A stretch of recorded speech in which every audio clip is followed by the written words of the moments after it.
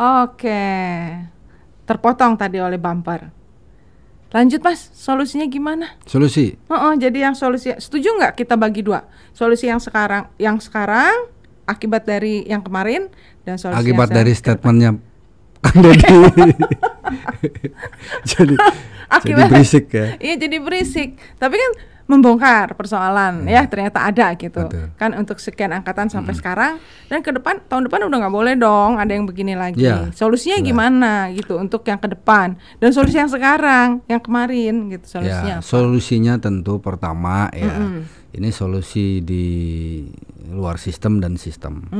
Di luar sistem tentu harus ada sinergi, komunikasi yang sehat antara sekolah dengan orang tua. Harus terjalin tuh komunikasi itu. Terus yang kedua adalah bagaimana sistem pengawasan terhadap mutu, kualitas sekolah, pendidikan. Outputnya seperti apa. Output itu salah satunya adalah ijazah tuh. Nggak boleh dilupakan. Wajib. Siswa lulus wajib dapat ijazah. Itu bagian dari output, indikator outputnya. Jadi tidak ada penahanan-penahanan. Ya, karena sudah terurai kan problematikanya tadi di komunikasi. Masa iya komunitas sekolah nggak bisa menyelesaikan persoalan itu? Ya, banyak komunitas sekolah yang kemudian, mohon maaf ya, mengeluarkan kebijakan-kebijakan lain. Misalkan soal bahkan ada indikasi pungutan liar. Aduh, serem juga. Itu kan. Ini urusan ijazah sampai lupa, malah mengedepankan pungutan-pungutan lain, kan? Untuk wisata lah, untuk apa dan lain sebagainya, untuk pembangunan. Nah, selayaknya ijazah ini menjadi prioritas. Harus diutamakan ya. Pengawasan, kemudian komunikasi, dan tentu langkah-langkah yang harus dilakukan oleh pemerintah. Kang Deddy mengeluarkan statement begitu. Konsekuensi logis dia adalah berarti dia punya program, punya visi ke depan untuk semua alumni atau lulusan siswa itu mendapatkan ijazah, tidak menyisakan problematik dalam persoalan administrasi keuangan.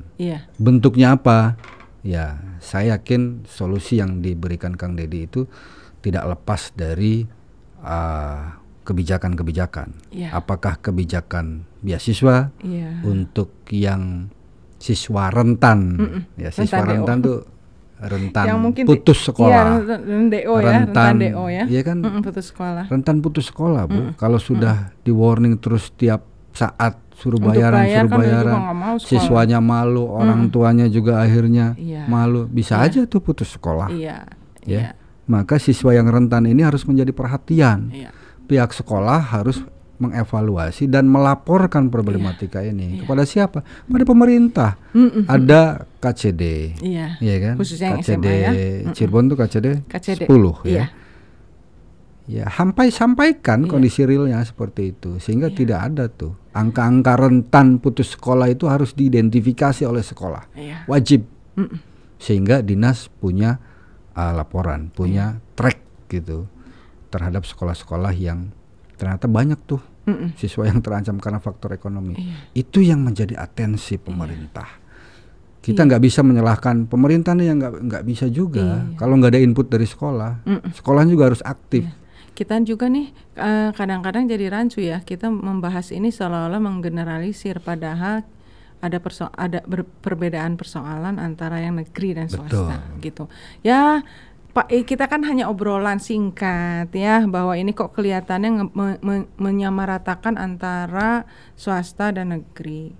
Ya diharapkan pada prakteknya ya dibedakan dong antara swasta dan negeri ya. Membangun sekolah tuh susah Bu. jadi Apalagi artinya, sekolah swasta, dia harus membiayai dirinya sendiri, harus settle gitu.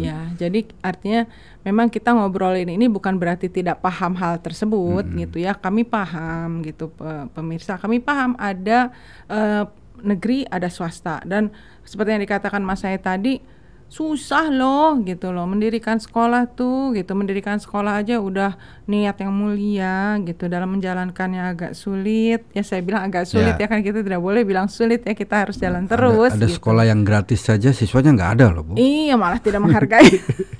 Sekolah, ada orang yang bikin sekolah menggratiskan gitu ke siswanya. Malah nggak ada yang siswanya daftar. Sedikit itu. gitu. Jadi sebenarnya bukan karena kami tidak paham bahwa ada negeri atau swasta, tapi tentu harapan kami ke depan nih, kalau yang kemarin tentu harus matang betul yang sudah-sudah nih. Betul. Nah kalau ke depan sih saya punya usul, mas, saya barangkali ini didengar gitu, bahwa sebenarnya tadi hak siswa pada saat lulus tidak boleh ada yang ditahan bentuk apapun. Kalau masih ada utang piutang lah istilahnya dari segi administrasi, orang tuanya lah yang bertanggung jawab. Betul. Jadi orang tuanya harus datang, tulislah kemampuannya, mau dicicil berapa lama, mau apa, dan usahakan jangan sampai terjadi di ujung. Di ujung itu. Jangan terjadi di ujung, kan ada nih sekarang, yang sekarang tahun ini berarti yang sekarang kelas 2 naik kelas 3 sudah mulai diingatkan. Yang kelas 1 naik kelas 2 diingatkan. Yang baru masuk juga, apalagi yang baru masuk nih mas, orang tua harus sudah bisa bijak. Kalau ingin masuk ke sekolah ini dengan potensi nilai yang sangat tinggi gitu ya, untuk menciptakan 8 standar nasionalnya ideal, ya kan ada yang agak ringan gitu, agak ringan gitu. Jadi ya orang tua pun lebih bijak. Betul. Untuk kemana nih anak kita nih mau sekolah. Ya saya kira pengelolaan manajemen sekolah tuh masing-masing punya, ya kan, punya standar kualitas, punya standar sistem. Ya, memanage sekolah bagaimana agar punya kualitas, tentu konsekuensi logisnya bangunan harus layak, ya kan, guru harus dibayar sesuai dengan, jangan sampai harus gaji guru masih ada yang, mohon maaf, guru swasta misalkan masih ada yang 500.000, 1 juta. Nah, ini kan menjadi beban sekolah. Harus dicarikan solusinya. Iya, sekarang juga orang tua harus paham, mas. Ini anak tuh dibikin pintar, dibikin pintar di sekolah tersebut, kemudian diberikan haknya haknya untuk melanjutkan ke universitas, diberikan haknya untuk nanti kemudian bisa bekerja. Ini sekolah loh, yang menyelenggarakannya. Kalau ada bahasa komersialisasi sekolah pendidikan, memang agak nyelekit juga tuh. Dengar, pendidikan jangan dipakai bisnis, masya Allah. Masa sih segitunya? Saya kira orang-orang yang mendirikan sekolah tuh kan mungkin nggak akan bisa sekolah berbisnis di sekolah tuh, mas. Kalau bisnis mah tempat lain aja deh. Betul. Sekolah, kesehatan itu kayaknya nggak bisa dipakai bisnis.